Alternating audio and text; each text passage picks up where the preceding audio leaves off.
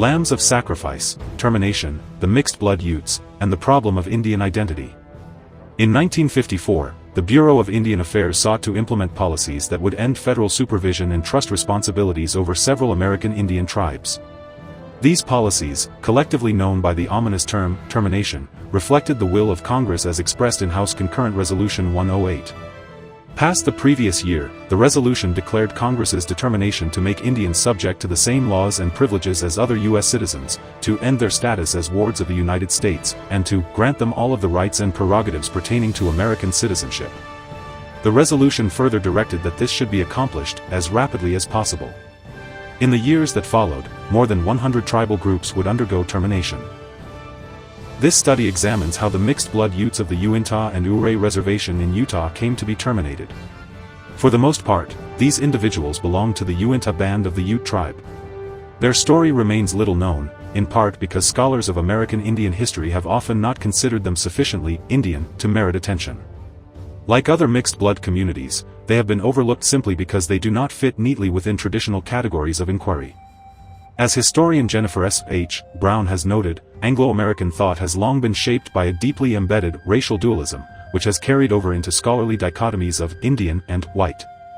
The mixed-blood Ute story has also been neglected because it does not perfectly fit the common narrative of Indians as passive victims of the dominant culture. To be sure, Utah Senator Arthur V. Watkins, one of the most forceful congressional proponents of termination, bears disproportionate responsibility for what happened to these people. Yet the actual work of terminating the mixed bloods fell largely to other Utes and their leaders, supported by sympathetic BIA officials and even representatives of the National Congress of American Indians, NCAI. Ironically, the mixed-blood Utes became victims of termination in no small part through the actions of fellow Indians and the very organizations meant to defend Indian rights. Their story also reveals the kinds of conflicts that scholars sometimes prefer to avoid: rivalries among tribal leaders, personal jealousies, distrust between bands, and bitter disputes over membership. These divisions were intensified by a windfall of nearly $18 million awarded to the tribe through claims successfully prosecuted against the United States. In short, the fate of the mixed-blood Utes challenges many of the accepted interpretations of the termination era. The Utes at Uintah and Ouray received word of the $18 million judgment in July 1950, when tribal claims attorney Ernest L. Wilkinson met with them to explain the conditions of a settlement he had negotiated with the federal government. The situation was complicated by the fact that only two of the three Ute bands living on the reservation, the White River and Uncompahgre bands, were parties to the claims cases that produced the award. This was because those two bands had originally lived in Colorado before being forced onto the Uintah Reservation in the aftermath of the 1879 Meeker Massacre. Their claims stemmed from the value of the Colorado lands they had lost in the removal. The third band, the Uintah Utes, descended from several Ute groups that had long resided in Utah, and thus they had no legal claim to the judgment money. Wilkinson, however, knew that distributing the settlement solely to the two Colorado bands would lead to a hopeless tangle of lawsuits and countersuits.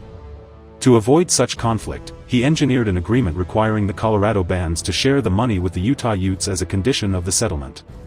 Naturally, this share-and-share alike arrangement provoked considerable resentment among the Colorado Utes. Their frustrations, however, went beyond money.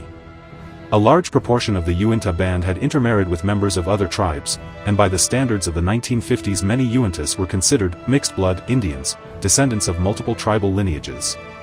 The question of mixed-blood identity became a central point of contention in determining who should share in the $18 million award. This dispute erupted at the very moment when both tribal and federal leaders were experimenting with new approaches to Indian policy. In Washington, members of Congress debated and ultimately embraced the philosophy of termination, while leaving the task of designing programs to the Bureau of Indian Affairs and tribal governments. Bureau officials, in turn, followed the mandate of House Concurrent Resolution 108 by gathering information on tribes deemed capable of assuming responsibilities formerly managed by the federal government. The massive Colorado judgment placed the Ute tribe squarely in this category, even though the tribe had previously been considered unprepared for termination. Suddenly, tribal leaders found themselves caught between the demands of Bureau and congressional policymakers on one side and fierce internal battles over control of the settlement money on the other. The resulting disputes exposed and deepened existing divisions among the three Ute bands. As termination philosophy hardened into policy, these pressures threatened the fragile balance within the tribe. Initially, tribal leaders proposed to use a portion of the settlement funds for a 3-year development plan. Approved by Congress as Public Law 120 on August 21, 1951, the plan aimed to provide immediate relief for impoverished members while also launching experimental programs to promote tribal development. Almost immediately, however, disagreements arose over the plan's goals and over which factions of the tribe would benefit most. The plan itself attempted to address multiple needs. It authorized per capita payments, land and grazing improvements, housing programs, and educational initiatives. In October 1951, every enrolled tribal member received $1,000 in an individual account. Funds could be withdrawn upon submission of a brief explanation of how the money would be used. Restrictions were minimal, based on the belief that members would benefit from the experience of handling large sums. According to Superintendent Forrest R. Stone, most Utes spent the money on food, clothing, and old debts. Nearly every family purchased a car or truck, decisions Stone described as reasonably good judgment, though he also noted a number of stupid transactions, including poor vehicle maintenance and excessive spending on automobiles. The per capita distribution continued throughout the 3-year program, but the plan offered much more. It provided for the purchase of additional land and grazing property, the surveying of tribal range capacity, and improvements such as fences, stock ponds, and other projects. A revolving credit fund of $1 million was established for individual loans, overseen by a conservative tribal credit committee. A housing program repaired or constructed more than 100 homes, many using lumber from tribal forestry reserves. The plan also closed the Uintah Day and boarding school at White Rocks and transferred Ute children into public schools across the Uintah Basin, with a new reservation school board created to serve as liaison. The Ute Planning Division intended these programs to advance the development of the tribe as a whole and promote the rehabilitation of individual members. But the provisions, ranging from business loans to school transfers, presumed that participants already had some familiarity with banking, commerce, and formal education. The assimilationist assumptions of the program therefore meant that the most acculturated tribal members were positioned to benefit the most. The per capita payments were the sole exception, available to all members regardless of background. Government officials soon observed troubling patterns. Many Utes lost interest in farming, ranching, and off-reservation jobs once tribal income became available. Meanwhile, divisions within the tribe widened, particularly between the mixed bloods and the full bloods. The mixed bloods took greater advantage of the program's provisions, and statistics highlighted the disparity. The average mixed blood loan from the credit fund was $6,032.04, compared to $3,279.81 for full bloods. Most self-supporting households on the reservation were mixed blood. Reports from Bureau staff concluded that the mixed bloods made substantial progress during the program, while the full bloods showed no comparative improvement. In fact, the evidence suggested that full bloods fell further behind. By March 1954, for example, 18 cars were repossessed from full-blood Utes. When merchants in nearby towns pursued unpaid accounts, one full-blood family faced a civil suit over a $2,200 grocery bill. Full-blood resentment mounted. Increasingly, they accused the Tribal Business Committee and the Planning Division of being controlled by mixed-blood leaders who, though they claimed to represent the entire tribe, were more acculturated, better educated, and wealthier, and thus, in full-blood eyes, lacked the perspective and appreciation of the peculiar problems of the full-blood people. Bureau personnel tended to agree. Robert L. Bennett, a BIA programming officer who visited the reservation repeatedly in 1953 and 1954, estimated that Uintah agency staff spent 80 to 90% of their time working with mixed bloods. Bureau personnel concluded that the primary reason for these disparities was that full-blood Utes lacked sufficient knowledge about available services to take advantage of them. Meanwhile, Senator Arthur V. Watkins began pressing the Utes to produce what he called a long-range rehabilitation plan, his term for a termination program. In exchange for further installments of the settlement money, Watkins quickly discovered that the tribe could not be persuaded to formulate any such plan. Deep divisions between mixed-blood and full-blood factions stymied the effort. The mixed-blood group led much of the early opposition, boycotting adult education meetings sponsored by the Tribal Business Committee. The full-blood Utes also resisted the initiative, both out of resentment toward the mixed-blood agitators and because they felt the program failed to address their needs. Rex Curry, chairman of the Tribal Business Committee, reported to Robert L. Bennett, a BIA programming officer, that the reservation situation had become very confused and that the tribe had made no headway toward a beneficial program.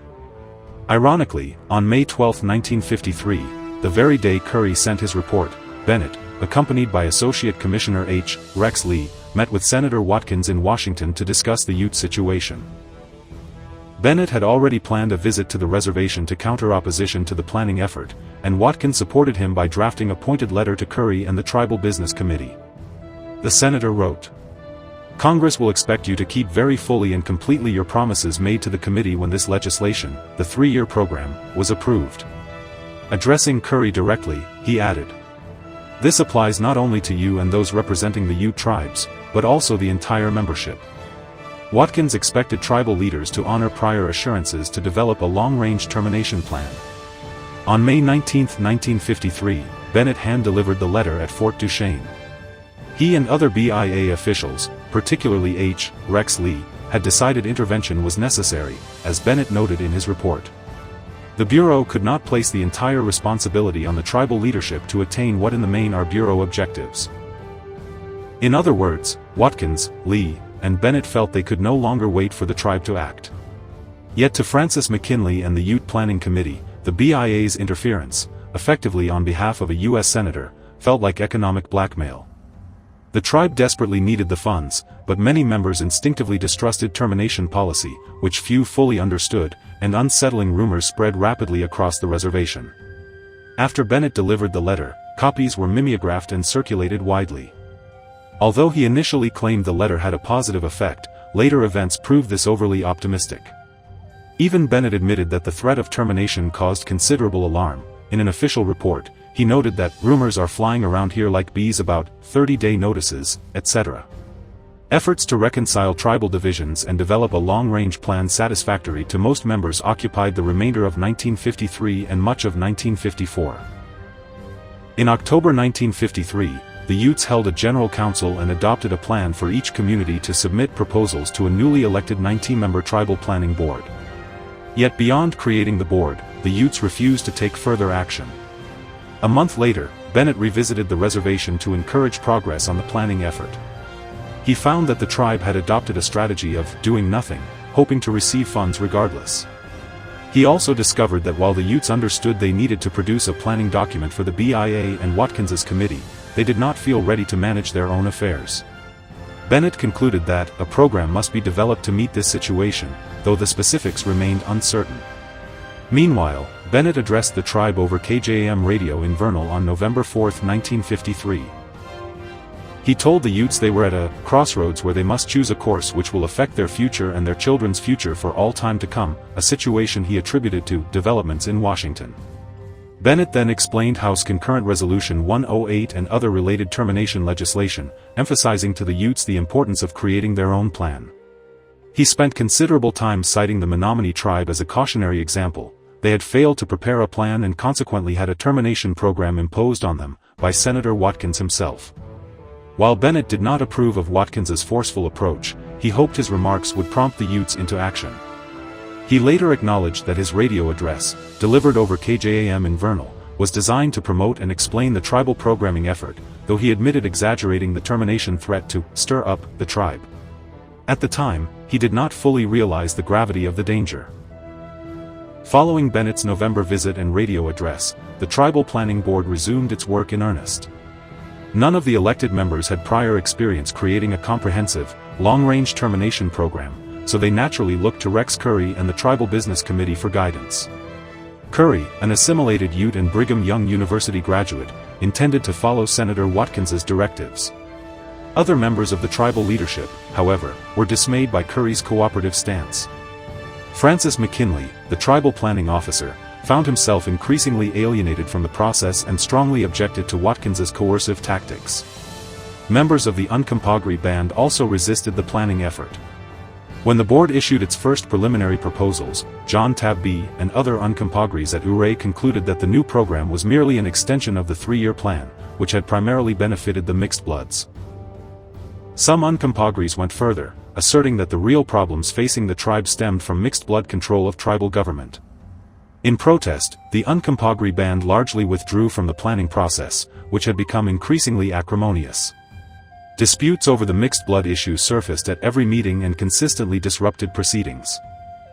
In response, the full-blood Uncompahgrees decided that the threat of termination required something new and dynamic. They proposed effectively going it alone, advocating for a division of the tribe as the best solution to their problems. Early in the new year, Uncompahgree leaders approached McKinley with a program designed to separate their assets from those of the rest of the tribe. McKinley faced a difficult dilemma. He sympathized with the Uncompahgrees but, as tribal planning officer, supporting their proposal would mean opposing Curry and the elected planning board. Unsure of how to proceed, McKinley prepared to attend a special, emergency, conference in Washington, D.C., convened by the National Congress of American Indians, NCAI, to address the threats posed by termination policy. At this critical juncture, Senator Watkins intervened again. Having observed affairs on the reservation for over a year, his patience had ended.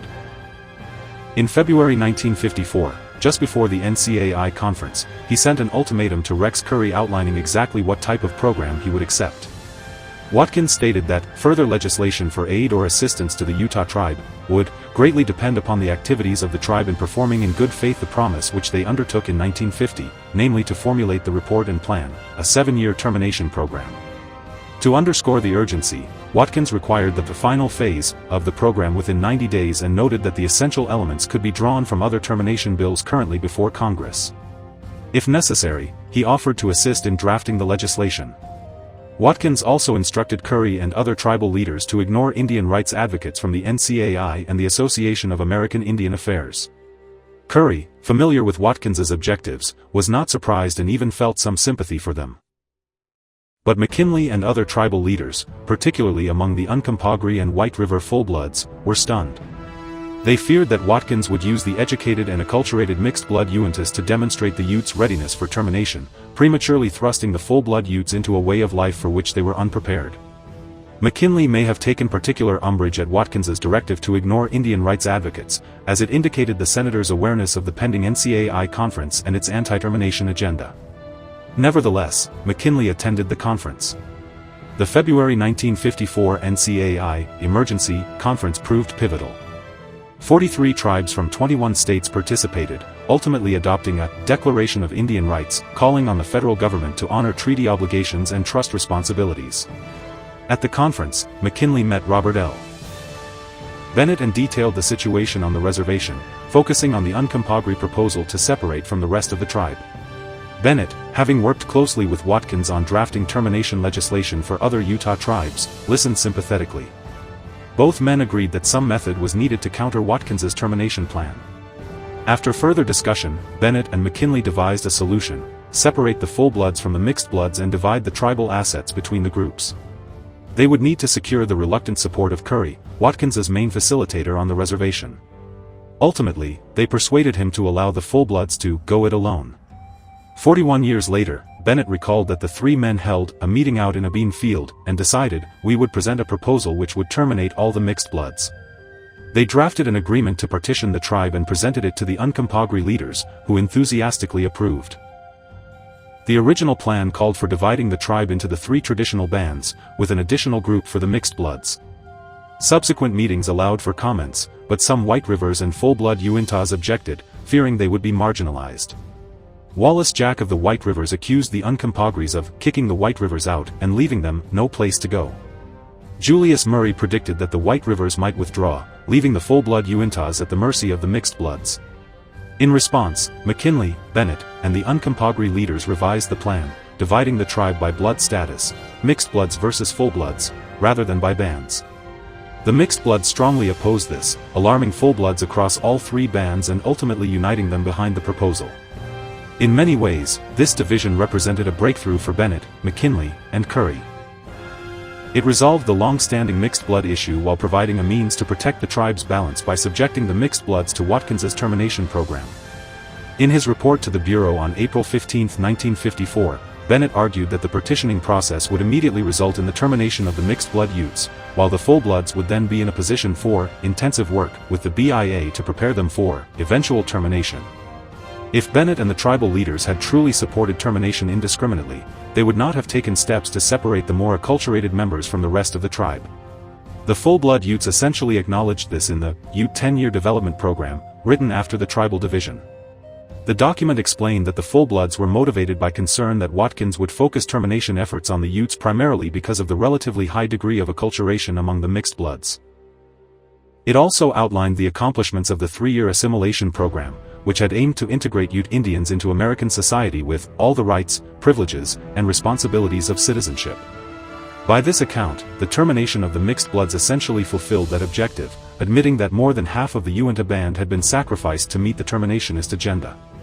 Following the plan to separate the mixed bloods, Bennett, McKinley, and Curry spent the first weeks of March 1954 presenting the proposal to several Ute communities across the reservation. The Uncompahgres at Ouray were the first to hear of it and received it enthusiastically. John Tabby expressed the sentiments of most full-blood Uncompahgres, noting that Bennett had given their original arguments character and substance.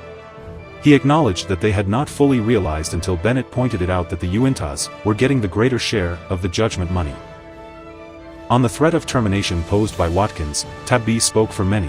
"We highly value our status as Indians. We know we have certain privileges which other people don't have, and it would be difficult to surrender them." Pawnee, another influential Uncompahgre leader, echoed Tabby's sentiments. He claimed that the full-bloods had always had a basic idea of what to do but lacked direction until Bennett presented the plan to divide the tribe. "Now," he said, "it is up to us to develop it and give it substance. Think about the future instead of how soon you are going to receive money. In planning, think about our community and the future of our people. We have the poorest section of the reservation, no excuse for people who are supposed to have money." The reception in predominantly mixed-blood communities in the northern reservation was far less enthusiastic. Bennett's report records that on March 8, he, McKinley, and Curry came under violent personal attack from mixed-blood attendees at a tribal business committee meeting. On March 11, resistance intensified at a meeting in Fort Duchesne, where mixed bloods attempted to have McKinley fired. Bennett recalled that the meetings were ugly and included considerable name-calling. At one point, he sat between Curry and McKinley, holding onto their coat tails to prevent them from physically reacting to insults. When Bennett left the reservation for 10 days, tensions escalated further, with mixed bloods threatening lawsuits and other actions against the rest of the tribe. Bennett characterized the opposition as personal rather than directed against the merits of the plan. Yet mixed blood members did have substantive reasons to object. Albert H. Harris, a BIA employee and mixed-blood Uintah of Ute Shoshone descent, argued at the Fort Duchesne meeting that splitting the tribe would result in multiple committees instead of one and would bring earlier taxation. He felt the tribe needed more time to consider the issues, especially given the terminationist mood in Congress. Harris unwittingly touched on the heart of the matter. The real purpose of partitioning was to protect the full-bloods from termination by sacrificing the mixed-blood Uintahs. After returning to the reservation, Bennett continued working with McKinley and Curry to finalize a resolution for presentation at the General Council meeting on March 31, 1954. The resolution called for the division of tribal assets between full-blood and mixed-blood groups. Mixed-blood members were defined as those with less than one-half Ute Indian ancestry, and both groups would exercise jurisdiction and control over their own people and property. The resolution also proposed creating a committee to draw up partitioning plans, with a majority of full-blood members, 6-3, to anticipate mixed-blood opposition. Approval of the Tribal Business Committee would be required, ensuring that partitioning would remain under full-blood control while still allowing some mixed-blood input. The March 31 General Council meeting marked the climax of the process. While official accounts reported that the Utes received the proposal calmly and accepted it without serious opposition, with a mixed-blood Ute even making a motion to approve it, unofficial versions tell a different story. Wabin Wanzitz, who chaired the meeting, claimed that the proposal was not on the agenda and that Wilkinson simply took control, presenting the resolution as in the tribe's best interest. Unprepared, the mixed bloods had no effective response. Many Uintahs walked out, and those remaining either abstained or believed they were voting only on a feasibility study. Bennett reported that 152 Indians voted in favor, with 8 opposed, though exactly what they had voted on remains disputed. Nonetheless, the vote was used to justify the division of the tribe, fulfilling Watkins's demands. Once the partition was in place, both groups proceeded with separate development plans, compelled by Watkins and legislative deadlines. One of the final steps came on April 5, 1956, when the publication of the final rolls officially divided the Ute Indian tribe. According to BIA statistics, 1,314 full-blood Utes retained membership, while 490 mixed bloods were scheduled for termination. The decision to divide the Ute tribe and terminate the mixed-blood members takes on greater significance when viewed in historical context, as the mixed-blood question has a long and complex history. Determining which version of tribal history is accurate is challenging, particularly because the official narrative, developed by BIA programming officer Robert L. Bennett in early 1954 to justify his actions, was highly selective. According to Bennett's reports to his BIA superiors, the three bands on the Uintah and Ouray Reservation had willingly shared their funds throughout much of the first half of the 20th century, without regard to the origins of those funds. Yet, in Bennett's account, the turning point occurred in 1950 with the $18 million award. At that time, claims attorney Wilkinson engineered a share and share alike agreement among all three bands, even though the judgment applied only to the two Colorado bands, the Uncompahgre and White River Utes. Many full-blood Utes, mostly Uncompahgre and White River, refused to vote on the measure, but it passed over their abstentions. Bennett asserted that the Uncompahgre and White River Utes believed the mixed-blood Uintas made more effective use of the three-year program, provoking resentment because most of the money derived from sources intended for the Colorado bands. Bennett also claimed that the mixed bloods had developed the plan largely for their own benefit and that Uintah leaders intended to use forthcoming Spanish Fork judgment funds exclusively for themselves, further inflaming interband tensions.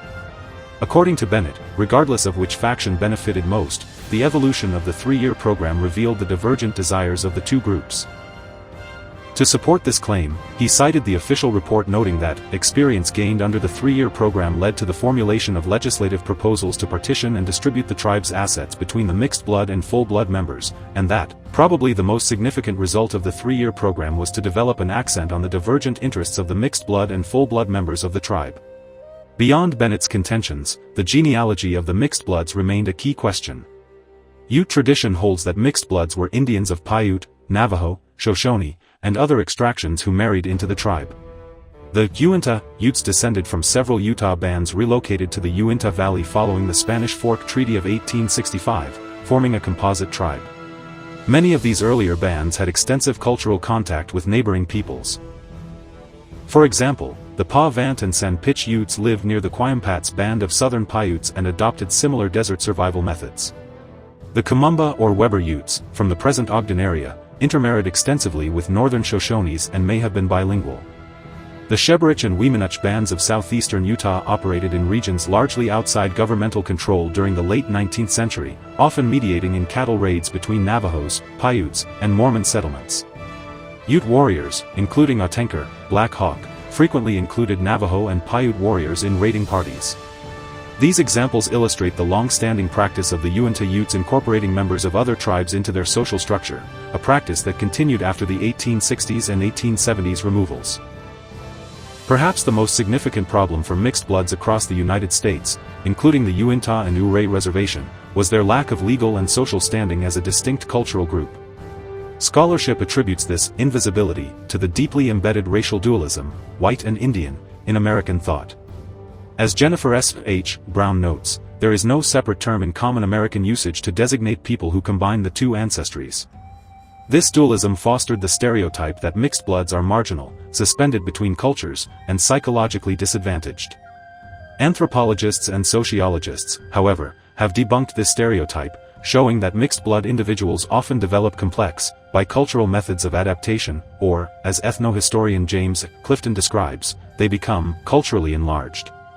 European-derived concepts of racial determinism heavily influenced Ute tribal membership definitions.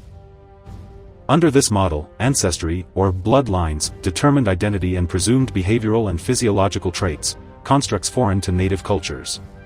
Traditionally, tribal membership relied on language, behavior, social affiliation, and loyalty, not skin color. As Clifton notes, strangers would ask, "What language do you speak?" rather than, "What race are you?"